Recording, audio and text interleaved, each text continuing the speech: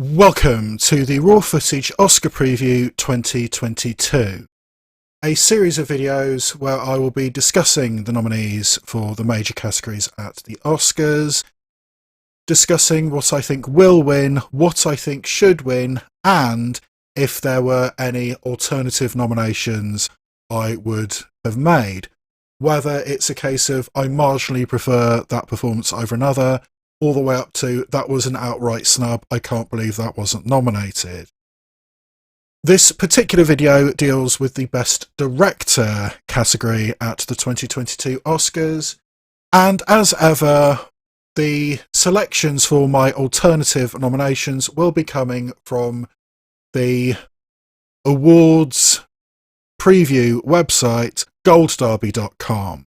If a performance appeared on the lists on goldderby.com for Oscar odds, then the industry at large, as represented by Gold Derby, who are, as far as I'm concerned, the gold standard for this kind of thing, they have their finger on the pulse. They know what the industry felt was worthy of notice, if not necessarily what was worthy of actually getting an Oscar nomination, or at the very least didn't have the publicity train or the campaigning that you need in order to get an Oscar nomination in the modern day.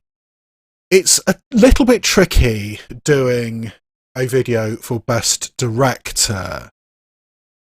I don't have any formal training in filmmaking. I'd never done film studies or anything like that. I would classify myself as a very enthusiastic amateur.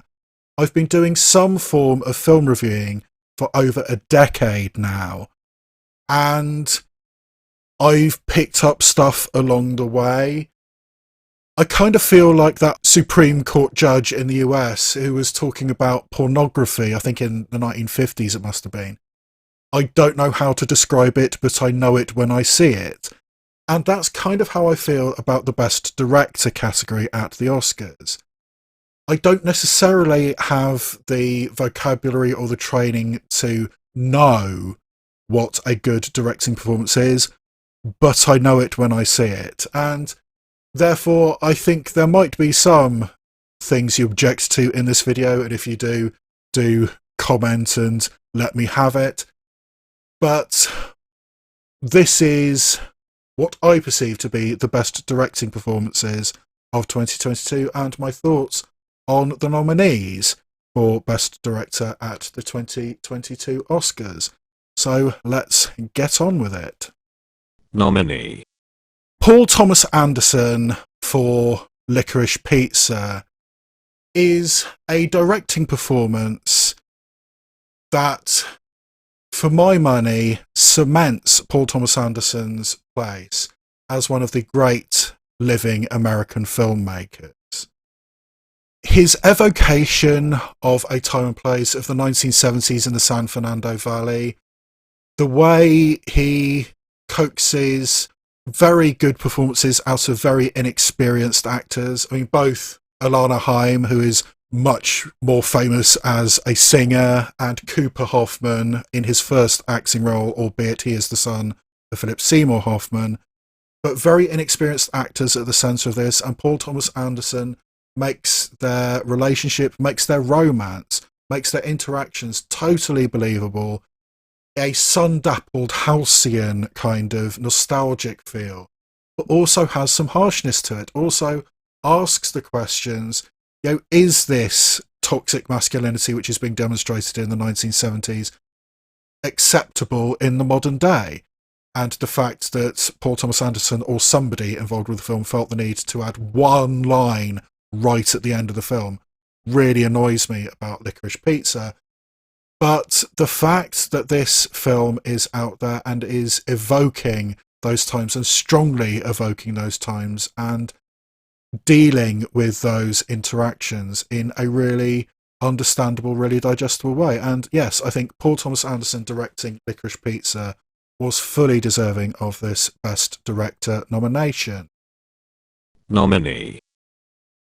Ryūsuke Hamaguchi for Drive My Car was perhaps the most surprising inclusion in the Best Director category at this year's Oscars. It was clear it was the overwhelming favourite to win Best International Feature for Drive My Car, and the Best Adapted Screenplay wasn't entirely surprising when that got nominated as well. But to also get a Best Director was very, very impressive for a foreign language film. And I think the direction of Ryūsuke Hamaguchi in Drive My Car is excellent. The way the relationships all play out, the way that very, very gradually, almost infinitesimally, the relationships develop in very unlikely ways. I mean, this is a 3-hour movie, and it really doesn't honestly feel like a slog to get through, because the intricacy, the emotional intensity, the dealings with regret and emotion that the film deals with, and the way that it is all brought out in the direction of Ryūsuke Hamaguchi. The fact he can have a conversation in the back of a car which goes on for a very long time, and everything that this film is about comes out in that conversation. It's a really, really good directing performance, and it narrowly missed the cut as one of my personal nominees. So much as I really love the fact that a Japanese director for a Japanese film got a Best Director nomination, it didn't quite make my personal list for the Oscars. Nominee. Steven Spielberg for West Side Story is, I believe, a nomination mainly for name recognition. I don't think West Side Story was outstanding in any way, and that includes the direction. In fact, I think it's too old-fashioned. It's got a respect for the original 1960s film version of West Side Story, which I think hampers the modern vision. Keeping so much of the choreography, keeping the elaborate dance numbers, the elaborate song numbers. Musicals just aren't done like this anymore, and I think there's a reason for that. I think the aesthetics and the tastes of a modern audience don't necessarily gravitate towards these elaborate set pieces, which is what Steven Spielberg did in keeping a lot of the big choreographed numbers, keeping a lot of the original 1960s Jerome Robbins choreography. I think this was an elaborate and extravagant film, and not necessarily one that particularly sang for me. No pun intended. So, yeah, I liked West Side Story, but I don't think we needed another version, and I don't think this new version does enough to justify its existence. And I think Steven Spielberg was ultimately the wrong director to do this film. And I don't think that Steven Spielberg should have been nominated for this performance as a director at the Oscars. Snubbed. Rebecca Hall for Passing is a film and indeed a directing performance which I'm really surprised got overlooked. It ticks so many boxes which the Academy goes for. It's made by a first-time director, albeit she is a talented actress. She is a second-generation director, being the daughter of legendary theatre director Sir Peter Hall. It's a film done in the very artful and noticeable black and white Academy ratio format, and it's also a film which deals with racial politics, and all of those things are the kinds of things which in general the Academy pays attention to. So I'm really surprised that they didn't pay attention to Rebecca Hall directing Passing, because I think it was a jaw-droppingly impressive performance from somebody who has never directed before. I mean, yes, surely she's picked up tips and tricks from her father, and she's been on enough very impressive film scripts, worked for some very impressive directors, including the now unfortunate association she has with Woody Allen.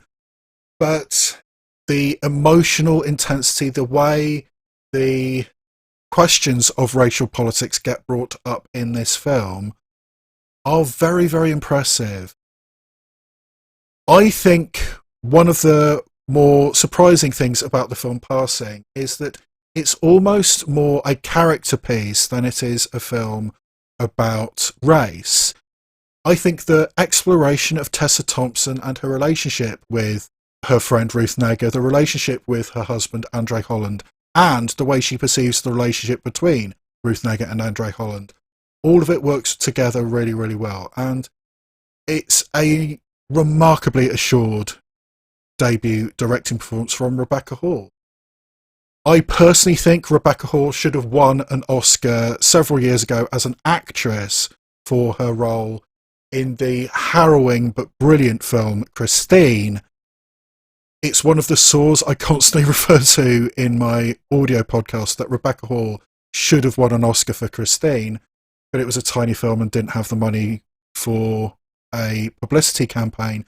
But now she's also a really, really talented director, and I genuinely think that Rebecca Hall should have got a Best Director nomination for her debut feature, Passing. Will win. What I think will win is Jane Campion for The Power of the Dog. And it's like buses. You wait ages for a female Best Director winner, and it looks like we're going to have two in a row, following Chloe Zhao for Nomadland last year, which honestly I don't think should have won. But I do think that Jane Campion is fully deserving of the win she's probably going to get. The sweeping grandeur of New Zealand masquerading as Montana, the intensity of the story, this casually brutal and brutish central performance from Benedict Cumberbatch, the complex and ineffable relationship that Benedict Cumberbatch and Cody Smith-McPhee have, all of it works together really, really well. And speaking personally, as I gradually realised where the story was going, I was so impressed with the directions it goes in, and some pretty shocking revelations towards the end. And all of it done in this grand, epic, huge scale. But the internal struggles, the internal breadth of these characters and their story is equally as impressive. So in a huge setting, it's ultimately a relatively small story, and all of it works really, really well in the assured directing hands of Jane Campion. I mean, it shocked me when I realised that Jane Campion hadn't made a feature film in over a decade before The Power of the Dog. I mean, yes, she'd done a couple of series of the excellent prestige TV show Top of the Lake, but a feature film, it was over 10 years between her two films, and I really hope she speeds up her pace, because the world needs more Jane Campion films, and The Power of the Dog will be a worthy inclusion as a Best Director. Should win. What I think should win, it was really splitting hairs, but my personal choice, I think, would be Kenneth Branagh for his film Belfast. I think the way Kenneth Branagh evokes the time and place that he grew up in, the way he mixes childlike whimsy and innocence and some harsh home truths about the Troubles, is really, really impressive. In the film Belfast, we have intimate, melodramatic moments between husband and wife, Jamie Dornan and Katrina Balfe. We have humorous moments of the young protagonist of Belfast, Jude Hill, misunderstanding the adult world. We have the nostalgic elements of Jude Hill interacting with his grandparents, Ciarán Hinds and Judi Dench. And we also, towards the end of the film, have pitched battles on the streets of Belfast, which are so intense, so frightening, so graphic, showing both sides of growing up in a war zone which sprung up overnight, going directly from fighting dragons with a bin lid shield to hiding from tanks, and it's literally the same day. And the way that this story balances on a knife edge between whimsy and horror, I think Kenneth Branagh pulls it off remarkably well. So for me, although most of the directing nominees would be worthy winners, my personal choice would be Kenneth Branagh for the film Belfast. Having said that, Should win. Snubbed. if it had been nominated, my personal choice for Best Director would be Joel Coen for The Tragedy of Macbeth. Much as I love the work of Kenneth Branagh and Jane Campion and Ryūsuke Hamaguchi and Paul Thomas Anderson, Joel Coen, I think, pulled off something astonishing. He out-Orson Welles. Welles's version of Macbeth was always described as the one which took all its cues from German Expressionism, with harsh black and white cinematography. I mean, it was 1948, so that was what was available, but still, long shadows, elaborate production design, very stagey performances. And Joel Coen did that, and did it to the maximum. If you think Welles's version was influenced by German Expressionism, you ain't seen nothing yet. Some of the shadows, some of the cinematography, the production design of The Tragedy of Macbeth is incredibly impressive. And he also manages to wring exceptional performances from his Macbeth, Denzel Washington, his Lady Macbeth, and it does help that Frances McDormand and Joel Coen are married, and even secondary characters like Ross, being played by the theatre actor Alex Hassel, are very, very intriguing, shifting things about, focusing a little bit differently on certain aspects of Macbeth. It's a fresh approach to Macbeth, which I'm not sure I've ever seen before. I mean, I am giving Joel Coen, as well as this nomination for Best Director, I am giving him an honourable mention for Best Adapted Screenplay in these videos as well. Because the ways that we see new perspectives, a fresh take, a fresh angle on this very, very well-known material is very impressive. And that includes the way that the witches are being portrayed in this film, with the witches being played by one actress, Catherine Hunter, in really elaborate, visually inventive ways. I mean, the black and white Academy ratio cinematography of The Tragedy of Macbeth is very, very impressive. And I think the approach that Joel Coen took, the way his version of Macbeth feels completely fresh and unique, even given all the versions of Macbeth we've had over the years, I think it was worthy of a Best Director win at the 2022 Oscars, even though it was not nominated. Best Director. So the nominees for Best Director at the 2022 Oscars are Paul Thomas Anderson for Licorice Pizza, Kenneth Branagh for Belfast, Jane Campion for The Power of the Dog, Ryūsuke Hamaguchi for Drive My Car, and Steven Spielberg for West Side Story.